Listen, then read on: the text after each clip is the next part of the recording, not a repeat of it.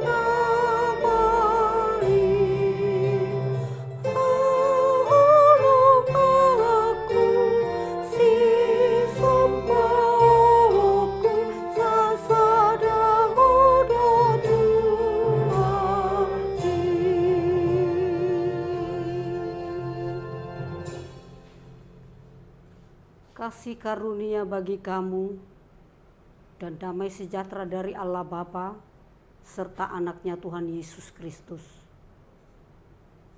Amin. Pada pagi hari yang cerah dan indah ini, firman Tuhan yang menyapa kita semuanya. Hari Jumat tanggal 4 September 2020 sesuai dengan ayat harian Almanak HKBP yang tertulis dalam Matius 5 ayat 10. Martua ma napina buru-buru halak alani hati goran. Ai dinasida do harajaun banua gicangi. Berbahagialah orang yang dianiaya oleh sebab kebenaran, karena merekalah yang empunya kerajaan surga. Berbahagialah orang yang dianiaya oleh sebab kebenaran, karena merekalah yang empunya kerajaan surga. Saudara-saudara yang dikasihi Tuhan Yesus Kristus, pertanyaan yang terus muncul dan kita gumuli adalah, kenapa harus ada penderitaan? Ada satu kalimat yang sangat berhubungan dengan ayat kita hari ini. Dalam bahasa Inggris dikatakan, when the bad things befall the good righteousness man. Ketika hal-hal buruk, ketika penderitaan menimpa orang-orang benar, orang-orang baik. Pernyataan ini adalah satu ungkapan yang kita gumuli hari demi hari. Karena bagaimana mungkin seperti yang dikatakan dalam teks kita bahwa orang yang dianiaya karena kebenaran itulah orang yang berbahagia. Halakna mertua. Sedangkan menurut dunia ini penderitaan itu bukanlah suatu kebahagiaan. Kalau boleh kita menjauh dari sana. Makanya kalau ada orang yang menderita, kita langsung mengatakan asiroha. Atau kita dengan spontan mengatakan jauhlah dari kita hal yang seperti itu. Walaupun mungkin kita tahu bahwa itu karena kebenaran, karena Kristus. kita dengan cepat mengatakan, saya unang masuk ngoni hitam. Itulah pemahaman dunia. Namun Yesus mengingatkan para pengikutnya dan menguatkan para murid-muridnya dan semua pendengar bahwa seperti yang dituliskan Paulus juga dalam Filipi 1:29. Sebab kepada kamu dikaruniakan bukan saja untuk percaya kepada Kristus, melainkan juga menderita untuk Dia. Kita diingatkan bahwa sebagai pengikut Tuhan kita harus siap menerima apapun resiko-resiko yang harus kita hadapi, terlebih karena kita pengikut Kristus. Itu sudah menjadi bagian dari perjalanan hidup kita sebagai anak-anak Tuhan. Jadi kalau pertanyaan itu tadi dimunculkan ketika penderitaan atau hal-hal buruk menimpa orang-orang benar, orang-orang baik, bagaimanakah sikap kita? Ini yang mau diingatkan oleh Yesus dalam khotbahnya, khotbah di bukit salah satunya, bahwa kita tidak hanya dikaruniakan untuk percaya, untuk mengatakan kita pengikut Yesus, tetapi kita juga harus menerima penderitaan, salib, menerima kesulitan, terlebih karena kebenaran firman Tuhan. Saudara yang dikasihi Tuhan Yesus Kristus, lalu bagaimana kita menerima ini dengan iman? Karena seperti yang saya katakan tadi, bahwa kita berusaha menghindari mungkin. Dan ayat ini juga bukan mau mengatakan kita mencari-cari penderitaan dengan sengaja. Tetapi yang mau diingatkan adalah bahwa dengan kita menyatakan kebenaran dan harus mengalami kesulitan, mengalami kepahitan, mengalami penderitaan, justru itu mau membangun ketegaran, mau membangun karakter kita yang seutuhnya, bahwa kita itu benar-benar pengikutnya yang setia. Inilah yang mau ditekankan. Dengan ayat ini mau mengingatkan kita, apapun yang kita alami, kalau kita menyadari itu karena kesalahan kita, kita menderita karena perbuatan kita, maka diberi kesempatan untuk menanggalkan hal-hal yang tidak dikehendaki oleh Tuhan. Kita diberi kesempatan untuk bertobat. Tetapi jika kita menderita karena kebenaran, karena Kristus, karena kita pengikut Yesus, justru itu mau membangun kerohanianmu semakin dewasa. Justru itu mau membangun imanmu, karaktermu menjadi karakter pengikut Kristus yang sejati. Tidak setengah-setengah. Tidak hanya ketika berbahagia, ketika sukses, ketika apa yang kita inginkan tercapai, lalu kita dengan lantang mengatakan, saya ini pengikut Kristus. Sekali lagi diingatkan melalui Filipi 1:29 tadi, bahwa sebab kepada kamu tidak hanya dikaruniakan percaya kepada Kristus, melainkan juga menderita untuk Dia. Jadi kalau Ayub mengatakan, kalau kita siap menerima yang manis, lalu kenapa kita tidak bersedia menerima yang pahit? Kemudian Bapak Ibu jemaat yang dikasihi Tuhan Yesus Kristus, saudara-saudara yang selalu setia mengikuti suara pergudungan ini, ayat ini juga mau mengingatkan kita supaya mengevaluasi diri kita, mengevaluasi, merenungkan sikap kita selama ini, bahwa ternyata penderitaan di dalam Yesus itu memiliki nilai, memiliki keistimewaan, begitu bernilainya jika kita memang menderita karena Kristus. John Whitmer mengatakan hanya orang yang percaya yang telah menghadapi penderitaan yang mampu membangun ketegaran dan akhirnya membangun karakternya.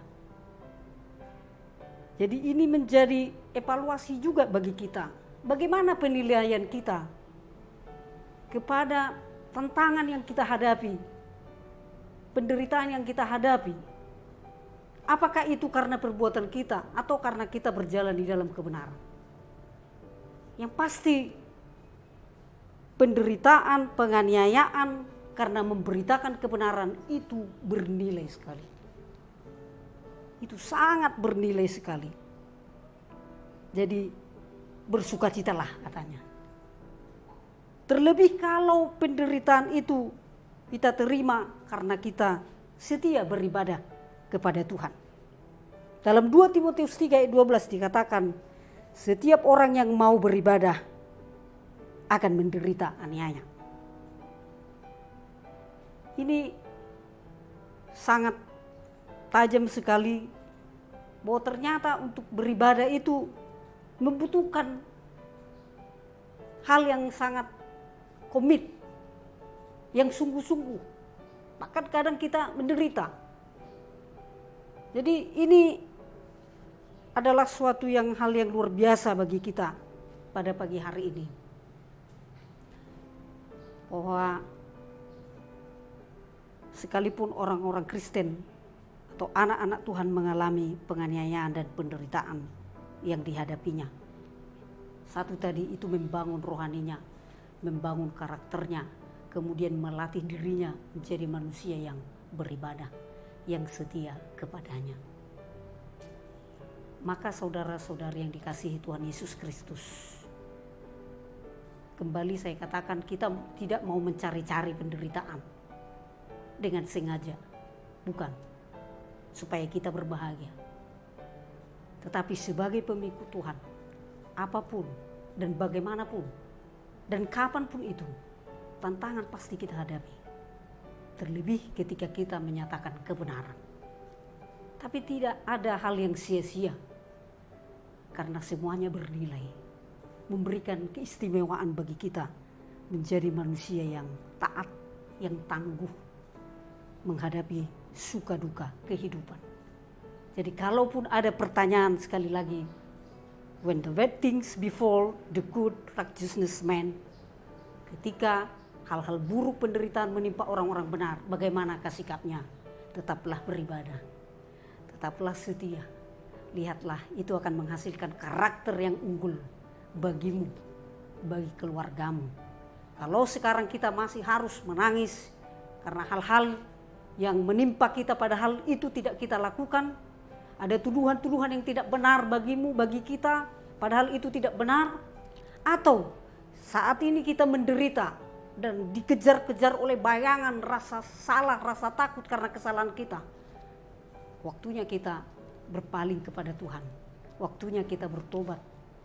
Maka semuanya yang kita alami itu justru membangun iman dan membangun karakter kita yang baik. Tuhan memberkati kita semuanya. Amin. Kita berdoa.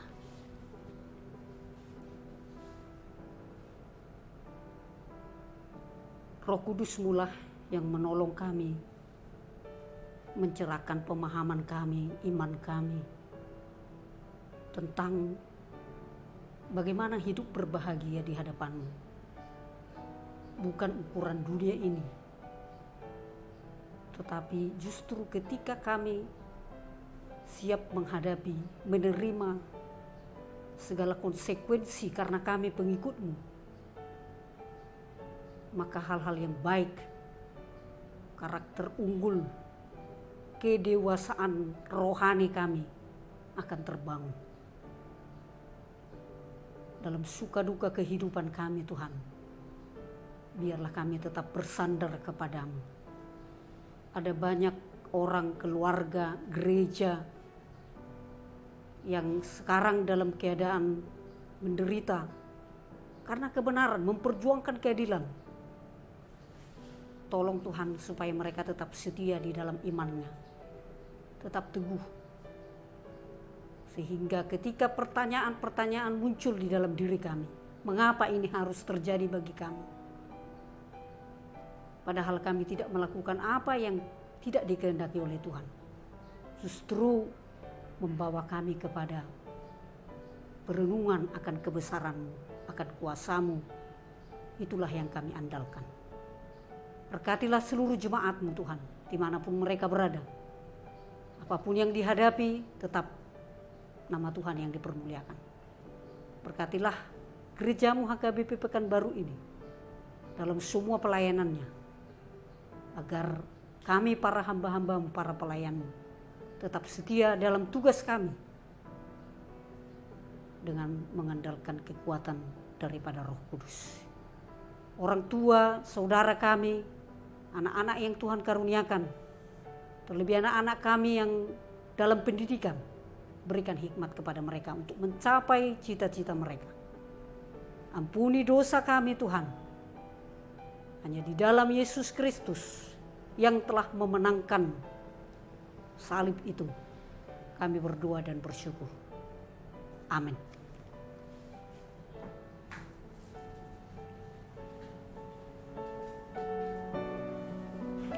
Kita bernyanyi dari 247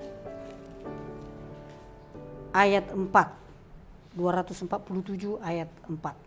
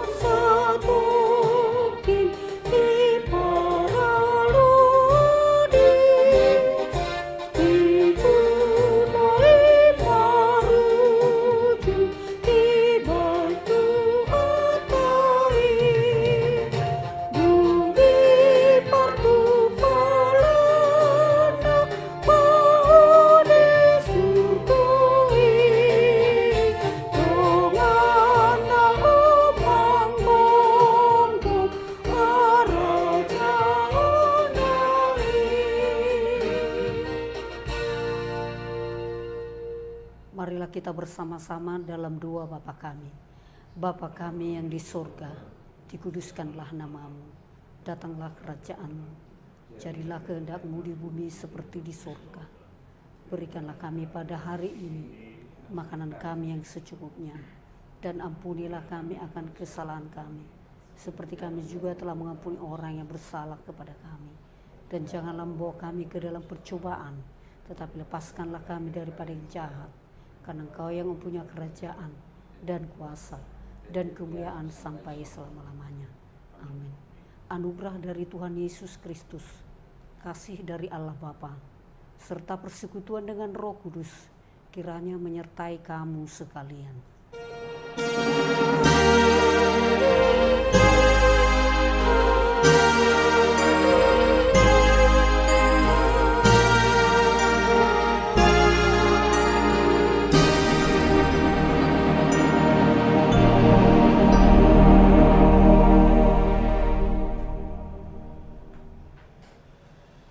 Shalom.